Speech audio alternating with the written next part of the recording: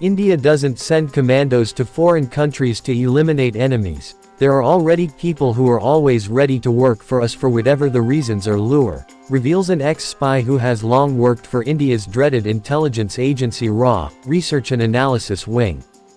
There are reasons for RA to be termed dreaded after a series of suspicious deaths and killings of terrorists, separatists, and enemies who had long been involved in anti-India activities or responsible for unrest in India in some way or other. See the list and count the numbers of such killings or attempts right from Pakistan to the UK, Canada, and even the US, the ex-spy said. Before we continue, please make sure to like and subscribe and share the video. So let's continue. Hardeep Singh Niger, Canada-based chief of the banned Khalistan Tiger Force KTF, was shot dead outside a Gurdwara in British Columbia, Canada, on June 19. Canadian law enforcement authorities are yet to arrest the perpetrators. Canada has been in the news since recently for organizing Khalistan-related anti-India rallies. KTF has long been a votary of Khalistan, a separate nation on the basis of religion, Sikhism, to be carved out from India's Punjab state province. Punjab had suffered homegrown insurgency and Pakistan-sponsored terrorism for almost 2 decades, from the early 80s until the 90s. Another Khalistan supporter and chief of the banned Khalistan Liberation Force, Avtar Singh Kanda, died due to suspected poisoning in a hospital in UK's Birmingham on June 16. Known in the files of intelligence agencies as a bomb expert, he was responsible for attacking and removing the tricolour from the Indian High Commission complex in London. But what caused a flurry in the world of espionage and assassination when a Khalistani terrorist and chief of the banned Khalistan Commando Force, Paramjit Singh Panjwar, was shot dead in Pakistan on May 6 this year? Does it mean RA also has deep assets in enemy countries that an inimical element is being neutralized in sensational daylight murder? These are not normal deaths or law and order issues, says ex-RA officer R.K. Yadav. But don't ask much. Such things are not talked about in media. Yadav, who is vocal on issues related to the Indian intelligence apparatus and has even authored a book, Mission RA, was quick to add. I can only say that NSA Ajit Doval is not a person who can sit quietly watching the Indian flag being taken down from the Indian High Commission premises in London, Yadav added.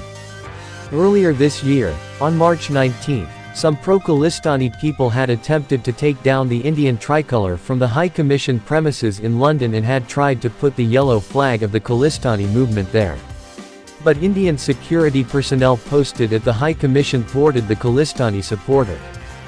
India's premier investigating agency, NIA, National Investigation Agency, has registered a criminal complaint under relevant sections of the Indian Penal Code, the Unlawful Activities Prevention Act, and the Prevention of Damage to Public Property Act in this incident. NIA also released CCTV footage of the incident to identify people involved in the attack on the High Commission.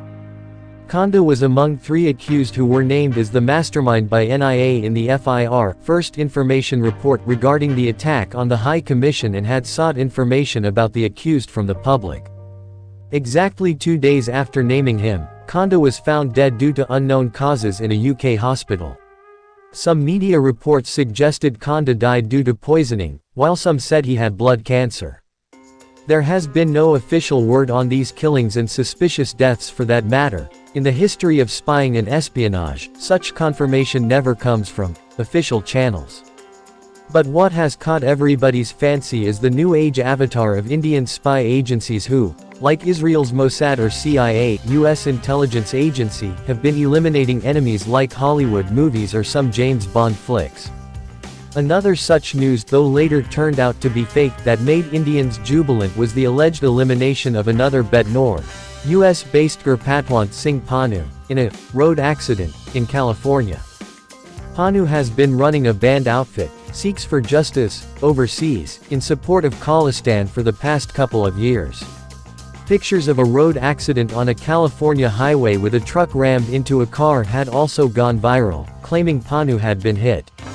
But Panu himself emerged on social media with a video message countering the news as incorrect, or he had escaped in the accident. New government, new policies. India had not even retaliated against one of the worst terror attacks on the country, the 26/11s, on the commercial capital Mumbai in 2008, even though it was clear that terrorist organizations and functionaries were operating from Pakistani soil. Not much was done or heard about any counterattack or covert operation by the crack team of Indian intelligence agencies. So what exactly has changed? What do you think? Indian agencies didn't have such capability of cover operations earlier. Of course, it was there.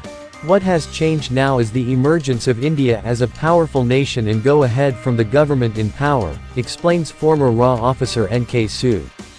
There was a time when even the phone call from the US ambassador to our Indian Prime Minister had reversed major decisions which were much needed or desired as a nation-state, says Sood.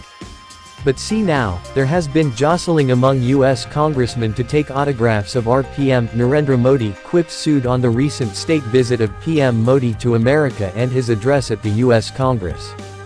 But Khalistani separatists and terrorists are not the only ones on the hit list. Those responsible for terrorism and unrest in India's Jammu and Kashmir and even involved in plane hijackings as old as 85, let alone IC-814, have been neutralized in the past year or so. Last year in March 2022, Zahor Mistry, who was involved in the infamous IC-814 hijacking of an Indian Airlines plane from Kathmandu Airport 1999, was shot dead in Karachi by unknown gunmen.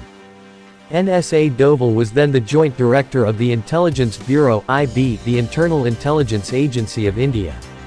The hijacking had not only exposed the fault lines in the Indian security system but also the weakness of the then government by releasing 3 dreaded terrorists from the Indian jails in lieu of releasing the plane and the passengers.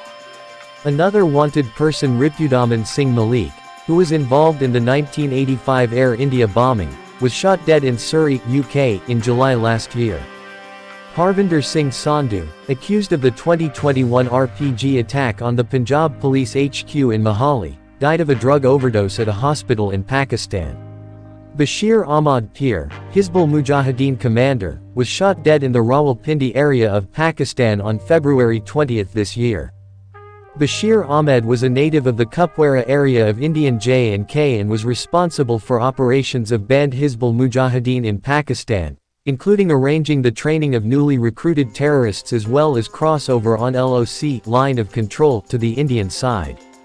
Syed Khalid Raza, commander of another banned terrorist organization Al-Badr, was shot dead outside his house in Karachi on February 27 this year. The list is long and even includes hits in neighboring Nepal too. India can do such covert operations because now we wield more power in the world, more than even the UK and Canada, says Sood, who had long served Pakistan desk during his career in RAW. India is now dictating terms and doesn't need to fire a bullet to eliminate its enemies ruthlessly, Sood adds.